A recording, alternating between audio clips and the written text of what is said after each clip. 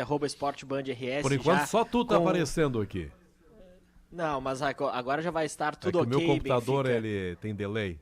Tem o delayzinho, mas já o Mano aqui presente, agradeço muito, Mano, a tua presença aqui para comunicar com o torcedor gremista a respeito destes processos, né? E já pergunto também, meu primeiro questionamento, com esse tempo para trabalhar que tu teve, amanhã tem a Recopa, qual a novidade que o torcedor gremista pode esperar já para o segundo semestre da temporada? Novamente, obrigado aqui pela entrevista. Boa tarde a todos que estão aí. Prazer falar contigo, Benfica, Pretzel. Prazer é meu. Guimarães e todo Prazer, mundo. mano. Tá? Um abraço.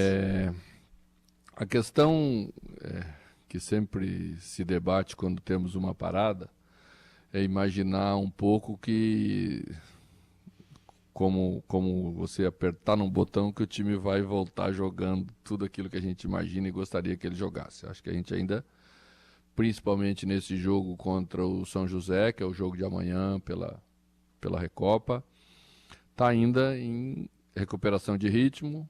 Acho que isso ainda vai aparecer um pouco no jogo diante do Cruzeiro, vai aparecer para nós, vai aparecer para eles também. Mas aquilo que eu disse que nós iríamos trabalhar, a gente teve a oportunidade de trabalhar com todos, que é um condicionamento geral melhor da equipe, dos atletas. Falo isso individualmente e consequentemente já vai começar a aparecer em algumas mecânicas de jogo, já apareceu no jogo treino, e a gente está insistindo na repetição para que elas se repitam contra adversários de nível mais elevado, que é o que teremos pela frente, é o que vamos fazer. Perfeito, abrindo a possibilidade aí, Benfica, para que vocês Claro. possam questionar o técnico do Grêmio aí do estúdio. Ele tem apenas o áudio ou ele tem também a nossas carinhas bonitinhas aparecem? Tudo por aqui, Mano? Benfica, já, ele está vendo aqui vocês aí do estúdio, retorno, tá. tudo ok. Perfeito. Você está preocupado, Mano Menezes? Primeiro, reiterando aí o agradecimento que fez o Calial, você está preocupado assim com essa lentidão do mercado? Não chegaram as peças que você imaginava que tivessem sido anunciadas, pelo menos até agora, Mano? A experiência ensina que é assim. Todo mundo gostaria que elas fossem contratadas durante a parada e que quando nós voltássemos a treinar todo mundo estivesse à disposição. Mas não é assim, porque existe uma dificuldade operacional. Quando envolve negócios, finanças, mercado, né? Você tem que obedecer às leis que o mercado estipula e o Grêmio precisa obedecê-las para executar com sucesso aquilo que ele quer executar. Então vamos caminhando, podemos não caminhar tão rápido, só temos que caminhar firme, que é para não ter depois arrependimentos lá na frente. Mano, tudo bom? Guimarães aqui, prazer falar contigo, obrigado por atender a Bandeirantes. Eu quero tentar desvendar algumas coisas do teu time, obviamente, evidentemente, com o que tu tens em mãos, Mano. Você recebeu o Alex Santana, e eu acho que o meio de campo é um setor-chave para que tu encontre o jogo que tu imagina e o jogo que tu já disseste algumas vezes, que a gente conhece o jeito que tu gosta de armar um time. Eu te pergunto o seguinte, eu sei que a variação existe. A tua preferência com a chegada do Alex Santana, ela vai ser pela montagem de um tripé para abrir o meio de campo, mais ou menos formando ali um trio, que o pessoal vai dizer que é trio de volantes, mas um cara mais posicionado e dois mais alinhados, ou um sistema em que vai ter o Alex Santana alinhado com outro volante e um meia mais solto, como o Cristaldo. Tu tem uma preferência pro desenho do teu meio de campo a partir da chegada do Alex, mano? Não tenho uma preferência. Acho que o futebol de hoje precisa apresentar alternativas e variações, né? E às vezes com os mesmos jogadores você pode também ter variações táticas, mas nós trabalhamos duas ideias nessa parada, nesse tempo que a gente teve para trabalhar. Uma com um tripé de sustentação com um meia na ponta desse tripé, como se jogava e como muitas equipes ainda jogam, né? Quase com um losango desenhado no meio campo, e 2 atacantes um pouquinho mais central, ou um mais central e outro de beirada, que pode variar, estando mais na beirada pela esquerda ou mais na beirada pela direita, dependendo daquilo que a gente quer fazer. E a outra com 2 volantes mais alinhados, e aí com um meia mais definido, à frente desses 2 volantes, e um dos jogadores de extrema sendo o segundo meia, que é necessário fazer. E aí quando atacamos quase como com um lateral na última linha dando amplitude, um atacante no outro lado, e 2 meias aproximando do centroavante para a gente ter construção e ter chegada na área. Só para complementar, Benfica, tu tem esse jogador, esse que a gente chama meia ponta, esse cara, pro teu lateral poder dar amplitude por um lado, vai ter que ter um cara nessa linha, né, de 3, né, do 4-2-3-1, um cara que é esse meia ponta, que vai te juntar para compor o meio. Tu tem esse jogador no elenco? Temos. A gente está trabalhando para que Alisson se desenvolva como um jogador que também tem a capacidade de trabalhar por dentro, porque ele já jogou como meia central, já jogou inclusive como atacante principal, né? Na base, nós fomos buscar essas referências dele. E temos pelo outro lado, falo pelo outro lado porque é melhor a gente fazer isso daí com um jogador destro, né? Vindo para dentro. Acho que temos jogadores com essas características, né? Temos Monsalve, que é um jogador que varia entre estar dentro e estar fora. Tem bom drible, tem força de transposição, tem conclusão, pode fazer do outro lado. A gente tem Aravena, que é um jogador com característica de segundo atacante, um pouquinho mais por dentro, um pouquinho diferente, mas pode fazer. Acho que temos jogadores no elenco para a gente trabalhar. Precisa trabalhar bastante, repetir, preparar a equipe para ela sempre ter uma ideia clara daquilo que ela quer fazer. E a forma como vai fazer pode variar, mas ela tem que ser competente para fazer dentro do campo. Pretzel. Mano, um grande abraço, prazer em revê-lo. Obrigado sempre por me responder quando eu te procuro na medida do possível. Há pouco aqui no debate, mano, eu cheguei a lembrar que Porto Alegre é uma das poucas cidades no mundo, são 8 cidades apenas, que tem 2 campeões mundiais. E o que eu mais ouço nessa temporada é o seguinte: a dupla Grenal ficou para trás. Clubes endividados, gestões ruins, né? E Palmeiras e Flamengo hoje abriram léguas de distância, além de outros clubes estruturados também. Eu queria te perguntar, você treinou o Inter recentemente, está de volta ao Grêmio, como é que você faz a análise desse ceticismo da opinião pública e de grande parte das torcidas? Ô, Pretzel, prazer falar contigo. Eu acho assim, se nós olharmos para o Mundial, que é que nós estamos falando hoje, que os clubes brasileiros foram disputar, 4 foram e muitos não foram, porque isso é sazonal, as equipes vencedoras, elas se constroem em ciclos, em épocas diferentes, né? Se o Mundial fosse jogado há 4 anos atrás, provavelmente teríamos representantes lá, né? O Grêmio poderia, porque ganhou uma Libertadores recentemente, estar lá no lugar de um dos 4. É assim, né? Acho que isso mostra um pouco o caminho de como temos que resolver as coisas. Eu ouço muito falar em SAF, eu ouço muito falar que essa é a única solução para o futebol brasileiro. Eu penso diferente. Eu penso que a estrutura que temos nos nossos clubes é capaz de conviver com essa nova realidade de mercado. Apenas temos que resolver aquilo que ficou para trás, né? Mas eu penso também o seguinte, eu convivi muito perto com uma SAF do Cruzeiro, né? Porque tem um dinheirinho lá para receber. Se derem 15 anos, para a dívida do Internacional e do Grêmio, a gente não precisa virar sociedade anônima para resolver o problema. É só né? não pagar as contas? Eu penso assim, né? Então, não, tenho certeza, falo sobre isso com frequência. A nossa realidade do Rio Grande do Sul, não é a mesma realidade de São Paulo e do Rio de Janeiro, por questões óbvias. Então nós temos que ter comportamentos diferentes Mas é possível você com comportamentos diferentes, ter equipes que estejam na disputa das principais competições que jogamos nós no continente, no Brasil e no continente sul-americano.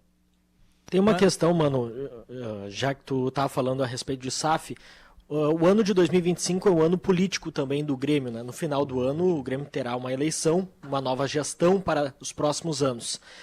Tu, com a tua experiência, como fazer para que todo esse ambiente político não interfira dentro de campo? É uma dificuldade que tu vem enfrentando por todo este ambiente externo para que ele não afete internamente? Não enfrentamos dificuldade nenhuma quanto a isso mesmo. Vocês falam sobre isso e é normal que haja o debate externo, político, as coisas são assim. Mas nós do futebol não nos envolvemos nessas coisas. E o ambiente do dia a dia do futebol ele é sempre muito sagrado, né? Ele tem as suas regras próprias, as coisas que interessam muito elas interferem, as coisas que são decididas por outros e pertencem para outros, né, como a política do clube, ela não é debatida, nem sequer se toca nesse assunto internamente nos clubes de futebol. Mano, algum dos pré-candidatos, só para completar aqui, Benfica, algum dos pré-candidatos já entrou em contato contigo a respeito disso? Não. E também, se tivesse entrado, eu não ia te falar. Leonardo Mol. Mano, tudo bem? Leonardo Mol aqui, um prazer falar contigo. Antes da parada... Desculpa aí que eu não te saudei aí. Fica tranquilo, fica tranquilo. Estamos aprendendo aqui também com essa ótima entrevista que tu tá concedendo na Rádio Bandeirantes. Mas é um prazer falar contigo. É categoria de base, né, mano? A gente também lança uns guri aí que tem que fazer isso de vez em quando, né? É muito necessário. Aí também. Também. Antes... Mas os velhinhos aqui não estão dando moleza, viu, mano? Só pra te avisar. Mas uma coisa não exclui a outra. Esse é o defeito nosso brasileiro, né? É verdade. A gente quando gosta de A, ataca B. Não é necessário fazer isso. Verdade. A e B convivem com tranquilidade. Tem toda a razão. Não, mas antes, mano, se dizia muito sobre a importância da parada pro Grêmio poder descansar um pouco, ter um tempo maior para trabalhar o time, os jogadores se entrosarem em busca de uma competitividade maior no segundo semestre. E a partir disso, eu gostaria de te perguntar sobre dois nomes, o Cuejar e o Amuzu, para ver se é possível falar de uma evolução desses dois jogadores a ponto de trazerem contribuições a ponto de time titular, a nível de titularidade, dois jogadores que existia uma expectativa muito grande, que com essa parada, esse período para descansar e evoluir fisicamente, podem se tornar peças importantes no segundo semestre, considerando o que já foi visto até o momento? Tá. Primeiro, sobre a parada, a gente hoje, quando fala em descanso e férias, as pessoas acham que o futebol não precisa, né? Eu quero dizer que elas foram consideradas férias, esses 10 dias que nós concedemos aos atletas, porque no final do ano nós teremos uma exceção. O Campeonato Brasileiro vai terminar muito próximo do Natal, né? Pelo Mundial. Então era necessário que a gente antecipasse esse período para com os jogadores. E a gente optou por 10 dias, porque entendíamos que tínhamos que treinar mais do que os outros. Outros optaram por 15 dias e a gente respeita igual. Segundo, o trabalho da parada pós-descanso dos jogadores, ou pós-direito regulamentado, é trabalhar incessantemente para a gente estar melhor, né? E eu acho que vamos estar melhor, tenho certeza que vamos estar melhor. Questão individual dos jogadores, elas são obedecidas de acordo com aquilo que o jogador vai apresentando como evolução, né? Acho que a Muzu é um jogador que tinha um histórico que requeria um cuidado, e nós estamos tendo esse cuidado com ele vem respondendo bem. Cuejar também teve uma chegada no Grêmio com bastante dificuldade, então a gente está tomando cuidado de ir avaliando para que essa evolução que nós entendemos que já aconteceu continue. Tá? Então não utilizo ainda Cuejar no jogo contra o São José, só para terem uma ideia, porque ele continua trabalhando mais forte, porque nós queremos que o lugar que ele chegou seja o patamar para ele seguir em frente em termos de melhora, e nós achamos que ele ainda precisa avançar. É o que a gente está fazendo com ele e E a Muzu já vai ser utilizado Você já tá, no você jogo tá contra o São José. decepcionado com essa demora no Cuejar, mano? Eu não me decepciono muito, porque não me empolgo muito, né? Eu entendo a expectativa. Quando você traz um jogador do porte de Cuejar, com o histórico que tem, com a carreira que tem, você cria uma expectativa e a cobrança é na mesma proporção. A gente tem que saber conviver com isso, né? E nós é que temos que ter equilíbrio entre aquilo que o treinamento está mostrando, aquilo que a parte física está mostrando e o aproveitamento do jogador. Porque se nós apressamos muito ou se nós deixamos de evoluir aquilo que podemos ainda evoluir, ali na frente nós teremos um retrocesso e é tudo que a gente não pode ter nessa hora. Vou fazer 2 perguntas numa só, até pra gente ganhar tempo. Primeiro, já que estamos falando em volante, você, depois de não ganhar o Kaique, você segue insistindo na contratação de mais um volante? E segundo, mano, o Arezzo ainda tem ambiente para jogar no Grêmio? Tem ambiente para jogar no Grêmio, sim. Acho que você sabe, tanto quanto eu, que a gente tem que cuidar hoje com as declarações que se circulam por aí, né? Aí o presidente do Peñarol dá uma declaração lá, o outro aqui, a gente fica no meio do caminho. Aqui, objetivamente, o que sempre houve é o seguinte: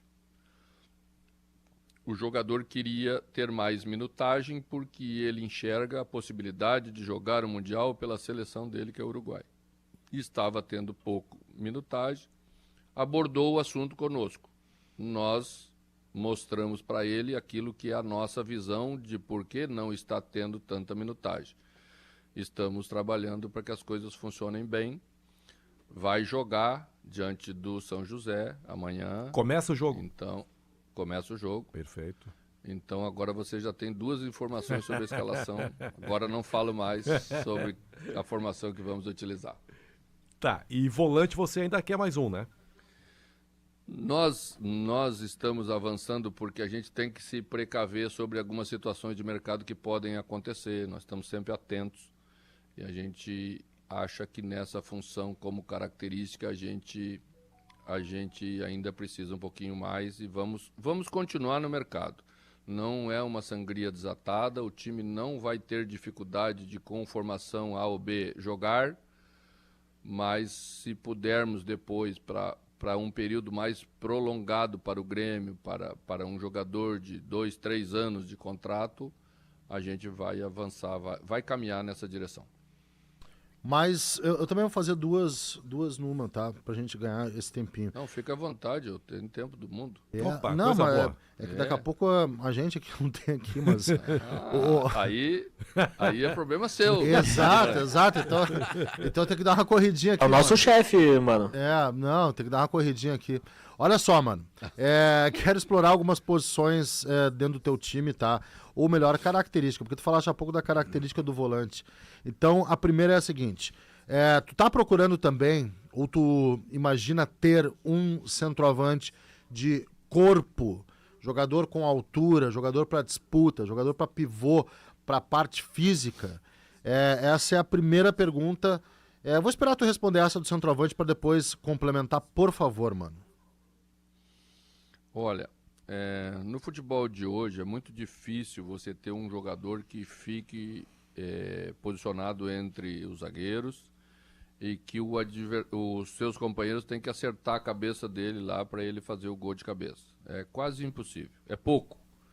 Então eu não quero esse jogador, como eu já li aí e se veiculou muito sobre só essa característica. Não quero, acho que o Grêmio nem tem característica de jogo hoje para a gente jogar dessa forma. O que a gente busca é um jogador que tenha presença de área, mas que tenha valências de atacar espaço, de que tenha capacidade de reter a bola por característica de jogo, né? Eu acho que é possível ter isso hoje em dia, desde que você ache o jogador certo. Mas só aquele que joga enfiado lá no meio dos 2 zagueiros, não é esse o jogador que a gente tá buscando. Acho que nós temos um jogador que nós vamos apostar nele, que é o Jardiel, como um jogador mais de área.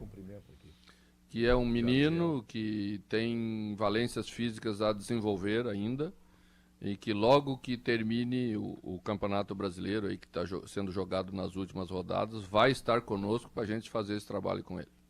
E o complemento, na verdade, é o seguinte, mano. Qual a dimensão que tu tá dando para a Recopa Gaúcha? Bom, eu sempre... Acabei de falar isso com os jogadores hoje, quando mostramos as imagens sobre o nosso adversário, que jogos assim são feitos para ganhar. E a gente precisa valorizar aquilo que está à disposição para a gente ganhar. É nosso, né? É brasileiro, a gente diminui um pouco as coisas, a gente acha...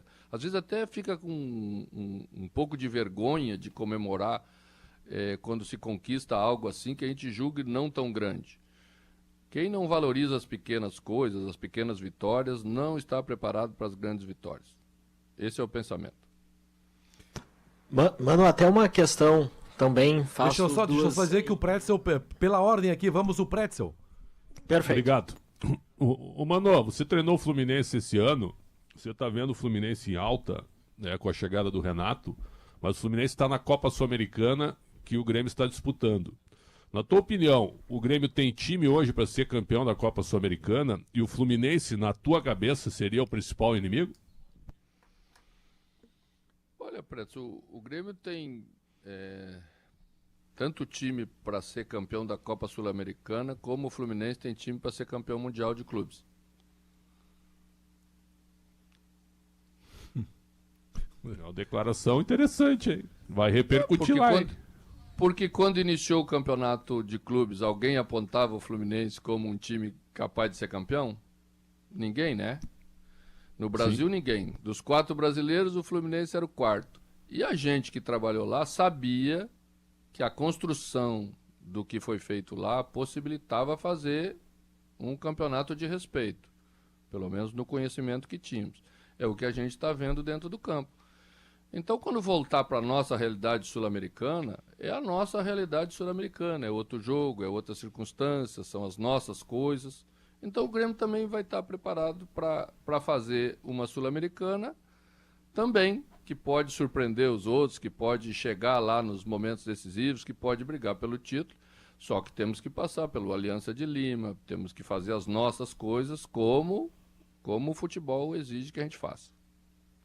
Mano, voltando na questão da composição do elenco, tu já comentou a respeito deste volante, né? Depois da negociação frustrada com o Kaique. Agora, nessa semana, tu deve receber o Felipe Carbajo, que está voltando lá do New York Red Bulls. Como que tu planeja o aproveitamento do Carbajo e ele pode, de certa forma, preencher esta lacuna do camisa 5? Bom, eu conheço o Carbajo de tê-lo visto e enfrentado como adversário. Então vou conhecê-lo como um jogador do elenco, porque vai chegar aí. A primeira coisa que a gente fez é querer saber se ele queria estar aqui, ele quer estar aqui, então tá vendo apenas as suas questões pessoais de transferência, de mudança, que exige um pouquinho de tempo. Então breve estar aí na próxima semana, ou até nessa semana já, para se integrar ao grupo e aí vamos conhecê-lo como característica, porque você tem uma ideia, né? Você não sabe a reação do jogador com aquilo que pede, com as orientações que o treinador quer. Então, é isso que a gente vai fazer nessa hora. Por isso que nós estamos fazendo as coisas com calma. Podemos chegar aí à conclusão de que Carbajo seja o jogador que nós estamos querendo nesse momento, então podemos guardar um pouquinho o nosso dinheiro para direcionar para um outro lugar. Mas ele é primeiro homem, mano? Jogou como primeiro homem no Grêmio. Acho que é primeiro homem. Perfeito. Meu outro questionamento, mano, também é sobre os zagueiros, né? Um nome que se comentou bastante do Adrielson, zagueiro ex-Botafogo, que está lá no Lyon. Dentro de toda esta negociação, o departamento de futebol te passou alguma expectativa em conseguir avançar nesta possibilidade e dentro ainda deste negócio? Se for necessário, o Mano Menezes aceita uma troca Adrielson vindo Gustavo Martins indo? Não me envolvo nessas questões, porque são situações completamente diferentes dos dois atletas, né? Um é menino, está vindo, tem todo um futuro pela frente, o outro já está maduro, está no meio de carreira. O clube sempre tem que decidir o que é prioridade do momento, como executar essas questões de negociação. Não me envolvo e penso o seguinte, a cada decisão que se toma tem que ver o que é melhor para o clube naquela hora, tem que ver a médio prazo e às vezes até a longo prazo, né? Então vamos trabalhar nessa direção.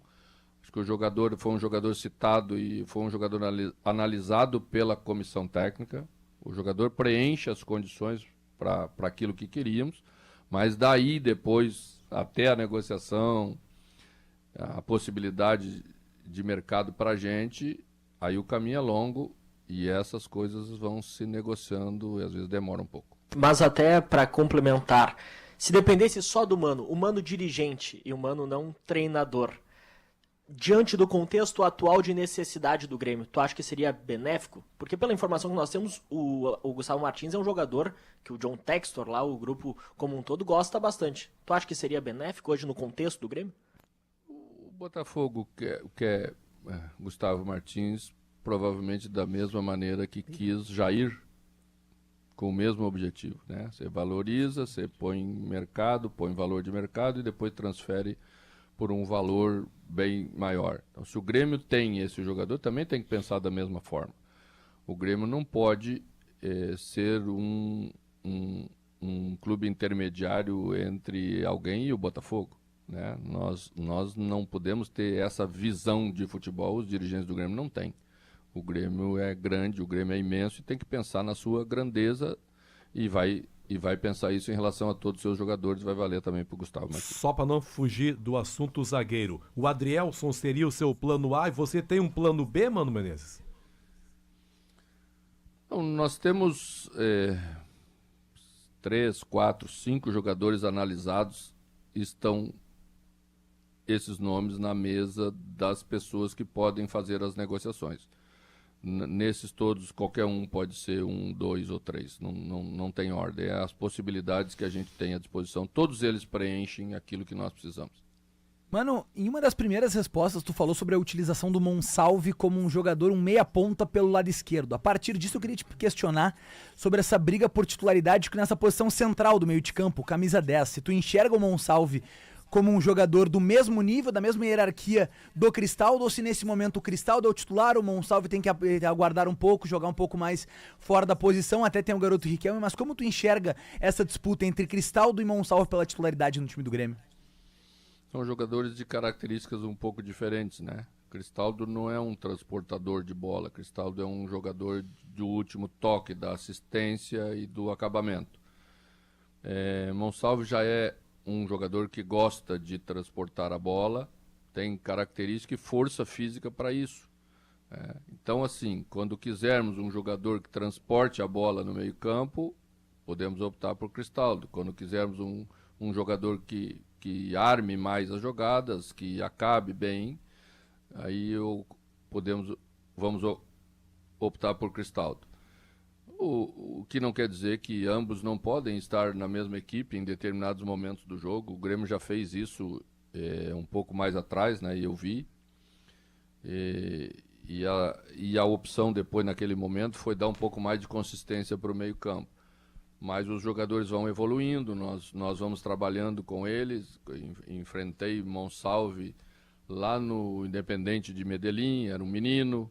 Agora já está um pouco mais maduro, vai crescendo e vai aprendendo as coisas da maturidade e daqui a pouco pode sim encaixar numa equipe com os 2 meias ao mesmo tempo. Só o futebol vai nos dizer e o campo vai confirmar. E falando sobre essa maturação do Monsalve, tu entende que nesse momento ele já tem essa condição de em determinado momento da temporada carregar esse fardo de ser o camisa 10 titular, ou ainda é necessário um desenvolvimento maior para ele competir de fato e ser o camisa 10 que o Grêmio precisa? E para completar, onde é que se encaixa aí o Riquelme nesse contexto, mano? Bom, o Riquelme tem uma característica mais próxima de Cristaldo, na minha opinião. É um jogador mais posicional, não perde com tanta facilidade essa bola no meio-campo e essa função exige essa estabilidade de jogador.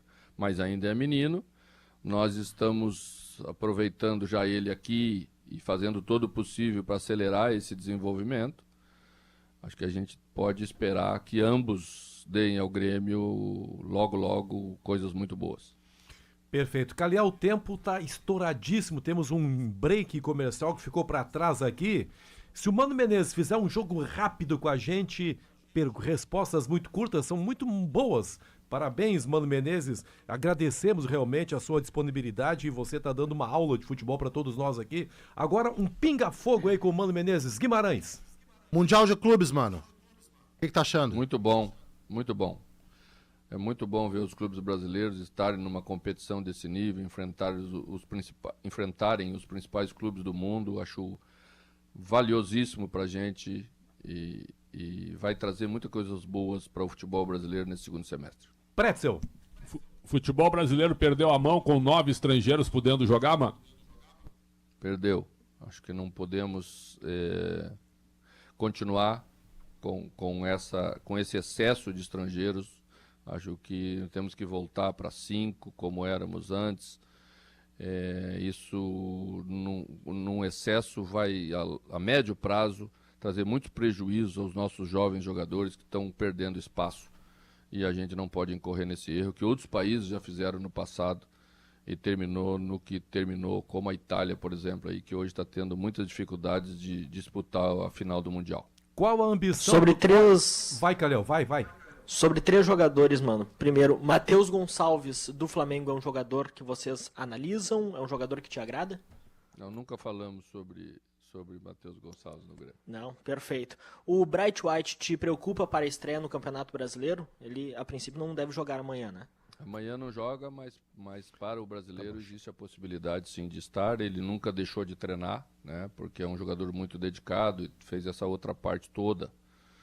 E apenas era a questão mesmo de bater na bola e era uma questão no tendão do pé, mas já tá passando, graças a Deus. E uma última, sobre o Pavon, qual o teu planejamento para ele? Tu chegou a conversar com o Pavon, um jogador muito criticado pelo torcedor, ele está dentro dos teus planos? O jogador está no elenco, está nos meus planos. Chegou a conversar com ele? Sempre converso com todos eles. Acho que a gente tem que ter esse tipo de relação de proximidade, de olho no olho, para que as coisas, né, funcionem bem. E é um jogador que tem se dedicado bastante para desmanchar essa imagem inicial aí que ficou dele. Eu tenho certeza que ele pode ajudar. A vontade dele é ficar. Ele está conosco, está trabalhando firme. Quem está trabalhando firme demonstra vontade de ficar. A luta do Grêmio do Brasileirão é só pelos 45 pontos, mano? Primeiro pelos 45, porque quem estava lá atrás, primeiro tem que pensar nisso. Mas penso eu que a gente pode estar mais à frente. Esse início, essa retomada vai indicar novamente aqueles que vão manter essa ascensão que a gente iniciou, aqueles que não vão manter. A segunda parte do Campeonato Brasileiro, acredito que vai ser muito, muito mais competitiva, muito mais difícil, e a gente tem que estar preparado para ela. Fazer sempre o melhor. Buscar estar entre os primeiros é obrigação de quem trabalha aqui no Grêmio. Tu tem uma carta só, mano. Uma bala só. Só uma. Vai em qual posição para contratar nesse momento? Eu não tenho uma bala só. Que bom, né? Mas então o Grêmio tá com a grana, mano. Não tá com a grana. Nunca tá sobrando, né? Eu brinco sempre que quando o pessoal me liga, nunca tá sobrando grana. Mas eu... Só te ligam no terremoto, né? Mas eu estou feliz de estar aqui. Eu acho que é a coisa mais importante, passar isso para o torcedor, passar uma mensagem de retomada. Vamos estar juntos a partir de amanhã. Depois teremos 4 jogos fora de casa pelo Brasileiro. Vai ser muito duro, mas eu tenho certeza que nós vamos demonstrar coisas positivas para que ele possa acreditar numa coisa boa para frente.